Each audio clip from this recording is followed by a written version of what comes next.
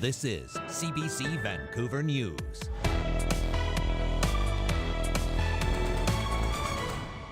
I felt rejuvenated leaving, that we managed to put our differences aside for the greater good. As the BC Conservatives sort out who will run for them in the provincial election, former BC Liberals lament the fall of their once mighty party. I didn't vote for the name change, and I think that was one of the fatal flaws.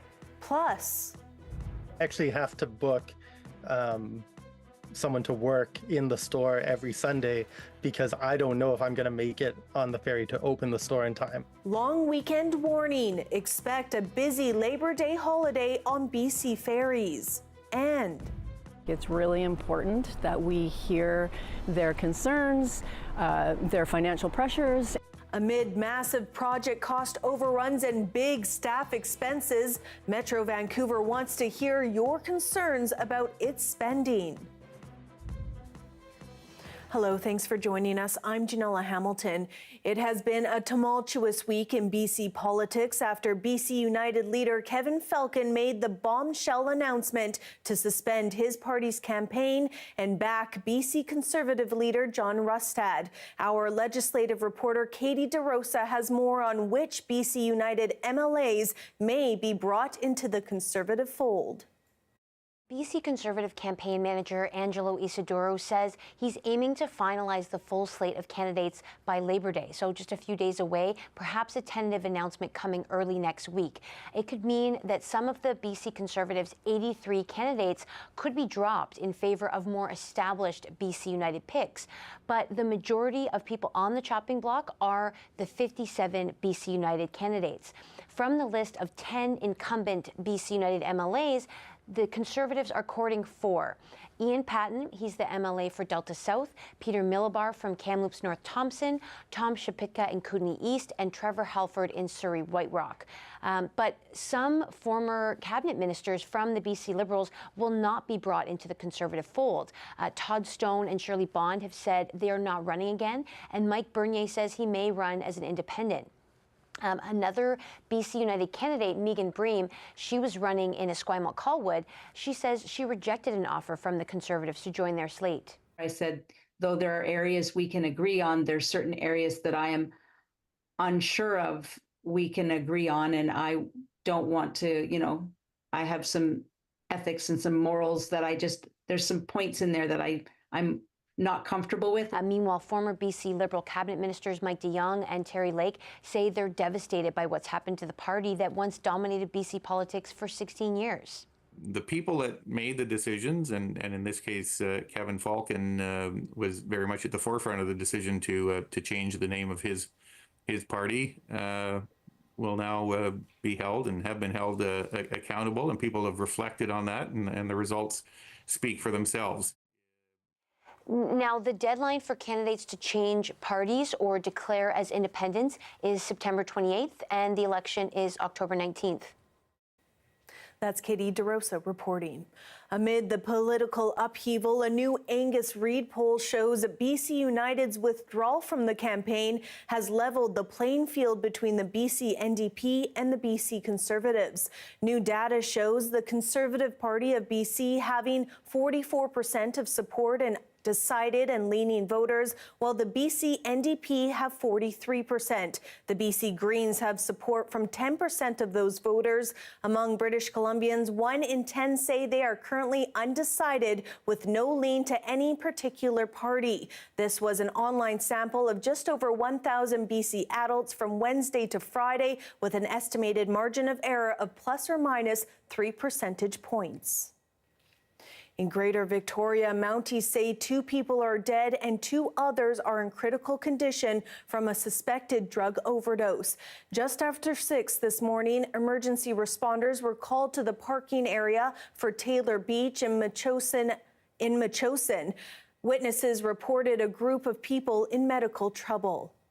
Drug use was apparent at the time, leading us to suspect that drug overdose was the cause of all 4 of these individuals' medical issues. No foul play is suspected, and we want the public to know that there's no ongoing risk. Some beach and road restrictions were in place earlier today, but those have since been lifted. The BC Coroner Service has also been called in to investigate. The coroner, meanwhile, says 192 people in BC were killed by toxic drugs in July, bringing the total of number of deaths this year so far to 1,365. The service says 15,000 people have been killed in this province since the public health emergency was declared in 2016. It says unregulated poison drugs continue to kill more people than homicides, car crashes, suicides, and natural diseases combined. But the recent numbers show that gradually the number of deaths is going down. A new wastewater treatment plant 5 times over budget, international flights worth tens of thousands of dollars, and very lofty salaries for staff. If you're concerned over how the regional government, Metro Vancouver, spends public money, it wants to hear about it. More now from the CBC's Chad Pawson. Metro Vancouver, the federation of 21 Lower Mainland municipalities, is under scrutiny, facing questions and concern over how it manages its nearly $3 billion a year budget for core services such as clean drinking water and treating waste. I think we have some work to do to build back the confidence and the trust in the public. The City of North Vancouver's mayor is one of Metro Vancouver's 41 directors, but lately a critical voice over its governance, passing a motion in the spring that called for a substantive budget engagement process. She wants the public involved over Metro's upcoming financial plan. It's really important that we hear their concerns, their financial pressures, and how they think we can improve. Metro Vancouver's biggest financial challenge right now, a new wastewater treatment plant for the North Shore. Its original cost, $700 million, has ballooned to $3.86 billion, with taxpayers on the hook for the increased costs. With that has come scrutiny over money spent on international travel and conferences. In 2023, Metro Vancouver spent close to $100,000 on flights, a nearly $50,000 increase from 2019, the year before the pandemic. Attention to the spending has also drawn Metro's top staffer into the headlines for the amount of money he earns, with a big bump from 2022 to 2023. Metro Vancouver says it gets it. Its new chair, voted in earlier this summer, is committed to improve transparency. There is no doubt this organization is facing some very tough challenges. I want to assure all of you and the public that I take these matters very seriously. Hurley has paused all international travel. An independent audit of the North Shore wastewater treatment plant is proceeding. Hurley's also promised a full governance review of Metro Vancouver.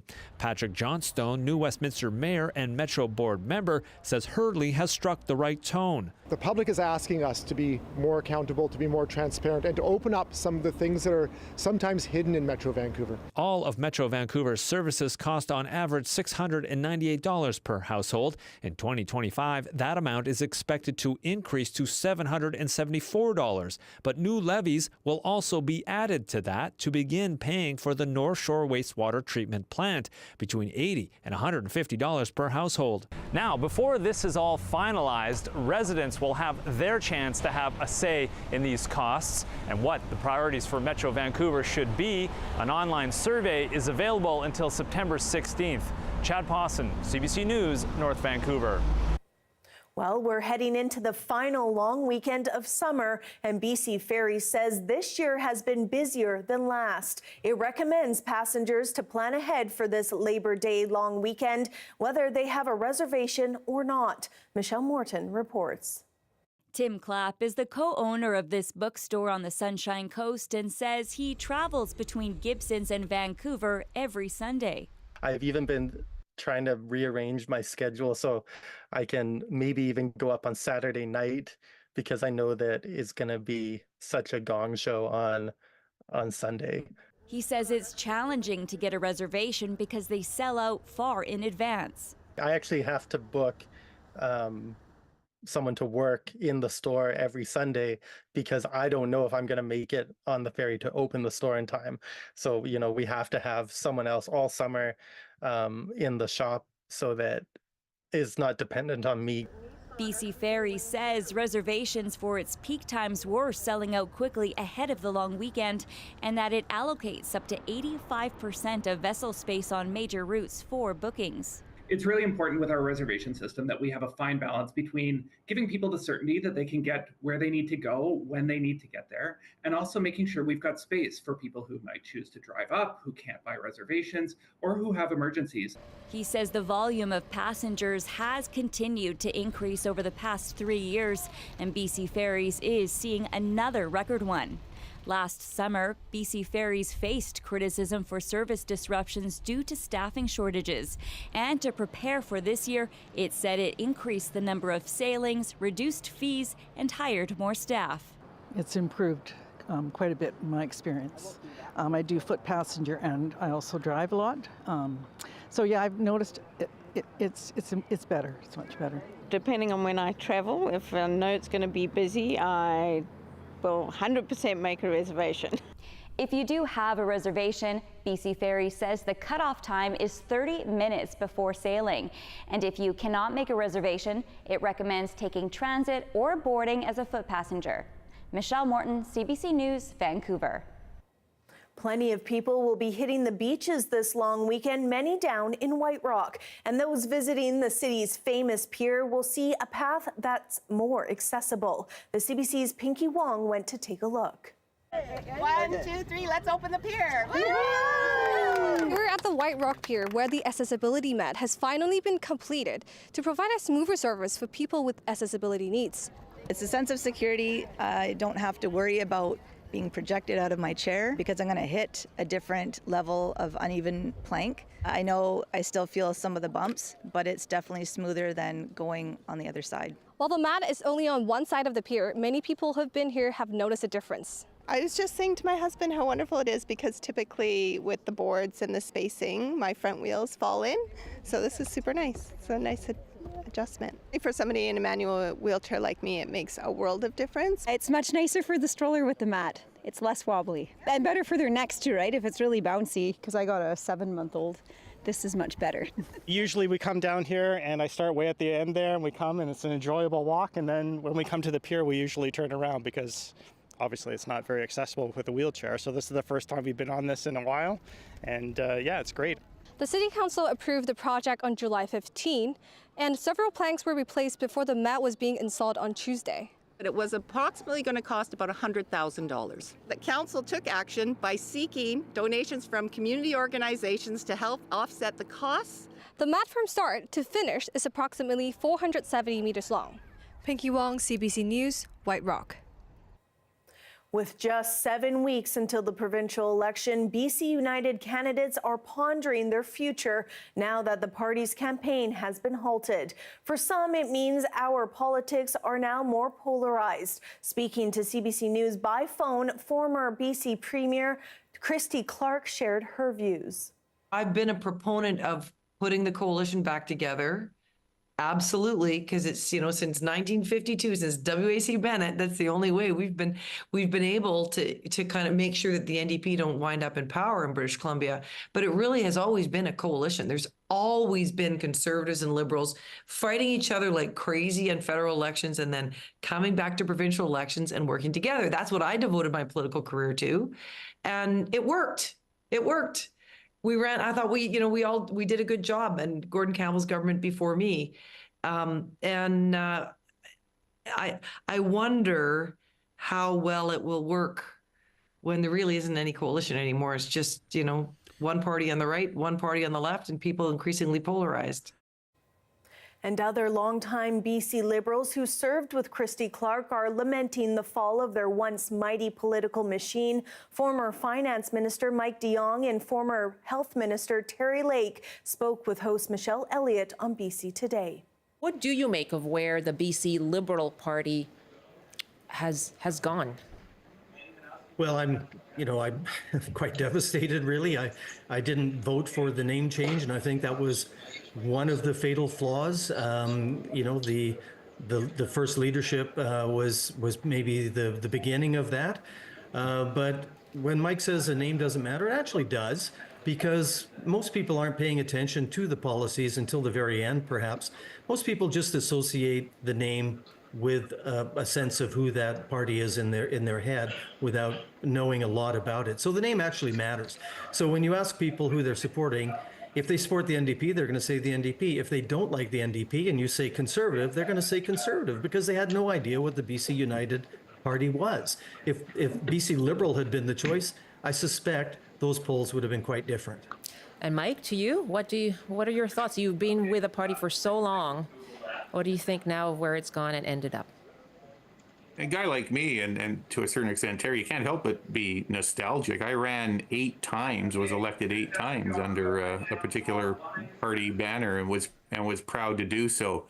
I have learned over 30 plus years that there's not always a lot of room for nostalgia in politics, and the people that made the decisions, and in this case, Kevin Falcon was very much at the forefront of the decision to change the name of his party, will now be held and have been held accountable, and people have reflected on that, and the results speak for themselves. It is a big change that has taken place. I agree 200%, 300% with Terry. In the weeks ahead, the one thing we need people to do is become involved, become engaged, become familiar with the candidates, whatever party they're running for, and the views they represent and the policies they represent. And for heaven's sakes, we can start saying it now, in the next provincial election, get out there and vote. Because if there's a trend that is really worrisome in this country and this province, it is the declining participation in the electoral process. Changes are coming to the province's building code. We'll tell you why after the break.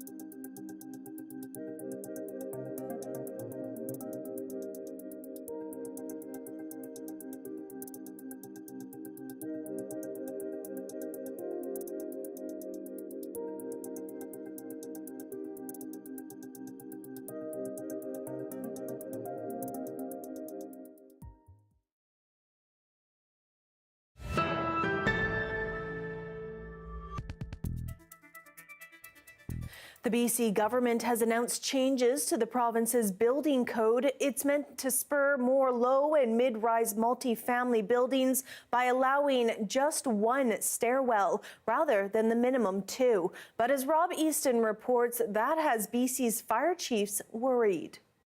Vancouver's Dominion Building. Built in 1906, it was the city's first skyscraper. Once the tallest building in the British Empire, with its single grand staircase running up the middle, and it's an example of a throwback now coming back to BC's building code in the interest of more new housing. The goal is to basically to unlock a much better housing type of building so that we can have that in our toolkit as we look to densify our cities. So more of the money can go towards the actual nice parts of the building. After months of consultation, the province is now moving forward with building code changes. New buildings of up to 6 stories will now only need 1 staircase instead of 2. It's just south of the border to Seattle. They've had these rules in place for the last 20 years, and they have built a lot of examples that look a lot like what we would probably do here. Proponents say it will speed up construction of badly needed multifamily homes built on smaller lots because they can devote less floor space to stairwells and more towards parts of the building where people live. But not everyone is in favor. Our association, as well as many others across the country and the province, even internationally within the United States and Canada, are concerned about this proposal broadly. And this process has felt very rushed. This fire chief says the arguments against it seem pretty evident. 2 escape routes are better than 1, and we're using up a significant portion of that stairwell and potentially even introducing smoke into that stairwell while we're combating a fire. And so people above the fire floor, on floors above, may be impacted by smoke entering that stairwell from our operations below them. The province says new buildings must have specific safety measures, including sprinklers, smoke management systems, and wider stairwells. And advocates say that will compensate for fewer escape routes. A lot of these 2-stair rules were written, 100 years ago when building systems were very different. But when you look at all of the other countries around the world, their life safety outcomes aren't worse than what we have with our 2-stair system. And there are many who say Vancouver, which has a separate building code, needs to follow suit. This city councillor says local architects are being held back. I've been following the single egress stairs issue for some time and talking with a number of local architects who have expressed frustration. As new buildings pop up, you might see more throwbacks, stairwells like these. Rob Easton, CBC News, Vancouver. Here we have a live shot of the White Rock Pier tonight. Darius Madavi will have our Labor Day weekend forecast next.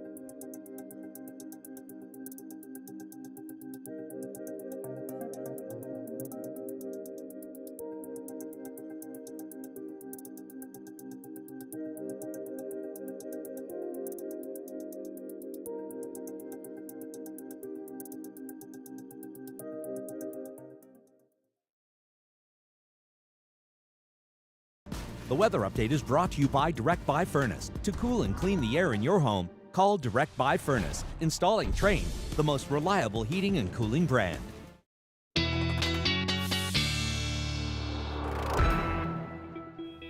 It's time now for a look at our long weekend weather. Darius, what can people expect? Yeah, Janella, I think it's going to be the Labor Day weekend people have been dreaming of and weren't sure they were going to get after, a couple weeks of rain. But the sun is back, the sun is shining, the heat is back as well across much of BC. One exception being that moisture feeding up into the northwest and at times into the north coast. But beyond that, pretty much everybody else has a mostly sunny and mostly dry weekend and even into mid next week. Now, pretty much across southern BC, southern half of BC, and up in the northeast, it is just sunny and dry through Monday. So at least the long weekend will be nice. A little bit of cloud starts to build in some places sort of mid next week, and maybe seeing a little bit of precipitation then as well. But for now, enjoy your long weekend, nice and sunny, and not much to worry about in terms of the fire danger. It is staying suppressed. Even today's update, it still remains low, which means that rain has had at least some proper impact, some lasting impact, which is very much welcome news. Now, that also means very little smoke expected. Normally with the setup that's bringing Metro Vancouver that heat as we head into this weekend, we'd also get quite a bit of smoke being pulled out from the interior, but because fire activity is so low right now, we're not going to be getting that smoke either. So no haze, no smoke.